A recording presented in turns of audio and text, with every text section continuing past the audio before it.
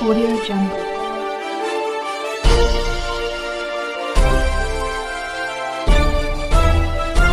Audio Jungle. Hindi दिवस पर Amarnath girls degree college में काव्य गोष्ठी का आयोजन हुआ। कवि की वाणी कवि के मुख से काव्य गोष्ठी में झांसी के प्रसिद्ध कवि रवि पांडे जी एवं मथुरा से श्री उमाशंकर राही जी ने अपनी कविताएं प्रस्तुत की। कार्यक्रम के आरंभ में दोनों ही कवियों का उत्तरीय ओढ़ाकर एवं स्मृति चिन्ह देकर प्राचार्य डॉ अनिल वाजपेयी ने सम्मान किया। डॉ वाजपेयी ने कहा कि शब्दों का प्रयोग व्यक्तित्व की पहचान है। अच्छा व्यक्तित्व बनाने के लिए अच्छे शब्दों का चयन भी आवश्यक है। इस अवसर पर झांसी के कवि साहित्यकार श्री रवि पांडे का अभिनंदन किया गया। श्री रवि पांडे ने सीता मंदोदरी संवाद के ऊपर अपनी बड़ी सुंदर रचना प्रस्तुत की, जिसमें श्री राम ने सीता को वनवास क्यों दिया, इस पर एक नई दृष्टि डाली गई। सीता मंदोदरी के मार्मिक संवाद को सुनकर छात्राओं की आंखों में आंसू आ गए। उन्होंने इस अवसर पर अपनी हास्य क्षणिकाएं भी सुनाई। मैं तुझको शाहजहां जैसी मोहब्बत दूंगा, तू नाज नखरे मुमताज जैसे दिखा, हजारों ताज महलवार दूंगा तुझ पर, बस किसी तरह तू मर के तो दिखा। इसी प्रकार दूसरी रचना शौक मेकअप का डाइट फिटनेस की, मेरी पत्नी कोई कसर नहीं रखती, मैं तो सूरत से बाप लगता हूँ, पत्नी बच्चों की माँ नहीं लगती जैसी हास्य रचना सुनकर छात्राएं हंसी से लोटपोट हो गई।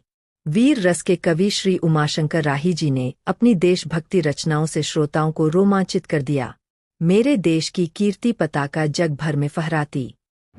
जी सर, आज का ये जो कार्यक्रम हुआ है हिंदी दिवस के उपलक्ष्य में, तो इस विषय में आपका कैसा विचार है और क्या एक्सपीरियंस रहा है आज आपका?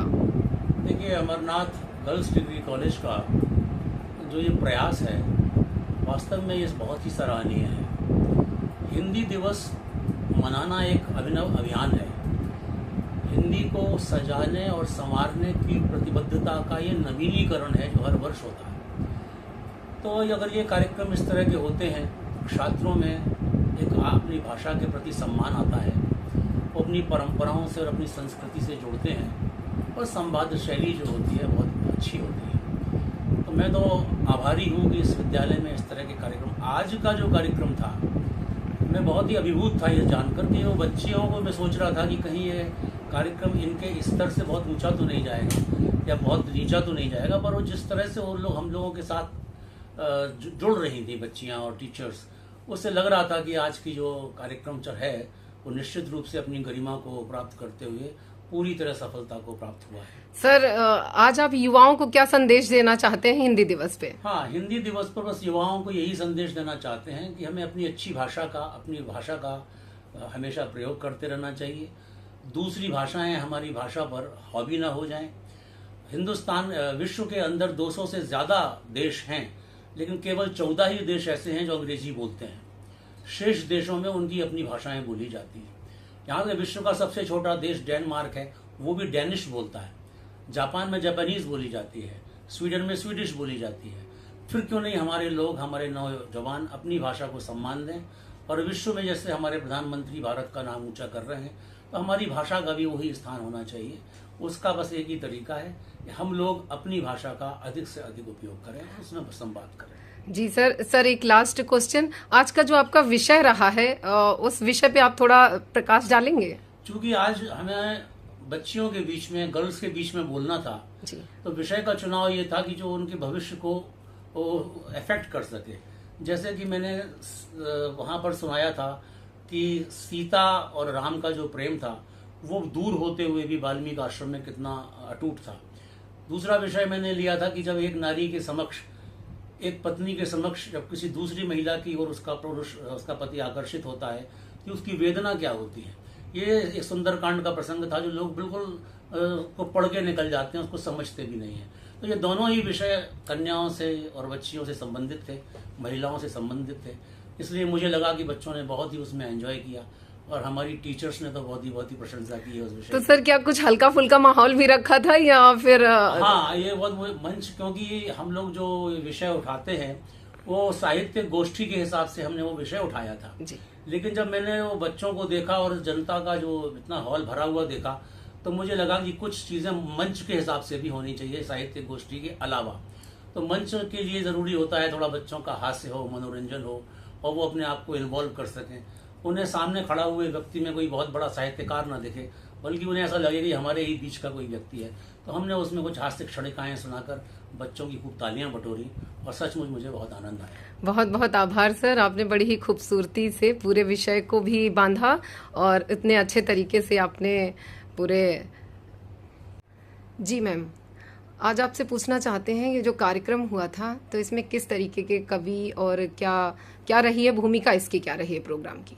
नमस्कार, मैं हिंदी विभाग अध्यक्ष डॉक्टर मनोरमा कौशिक आप सबको हिंदी दिवस की हार्दिक शुभकामनाएं देते हुए अमरनाथ गर्ल्स डिग्री कॉलेज की तरफ से यह बताना चाहूँगी कि आज हमारे महाविद्यालय में श्रीमान रवि पांडे जी, जो कि एक बहुत बड़े साहित्यकार, कवि और हमारे प्रबंध समिति के सदस्य भी हैं, उन्होंने आज हमारे महाविद्यालय में जिस विषय पर आज कविताएं सुनाई, उससे आज हमारा हिंदी दिवस पूरी तरह से सफल हुआ है, साकार हुआ है।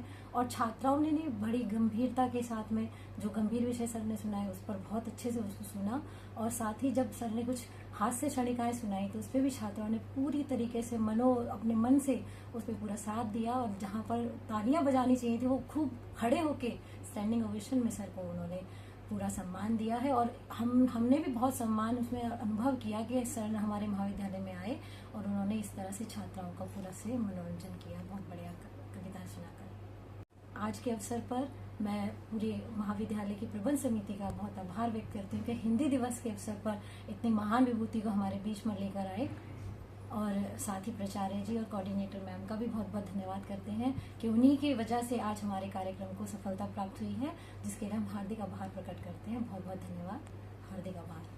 जी मैम, क्या ऐसे प्रोग्राम महाविद्यालय में होते रहने चाहिए जिससे बच्चियों के विकास में कुछ फर्क आएगा?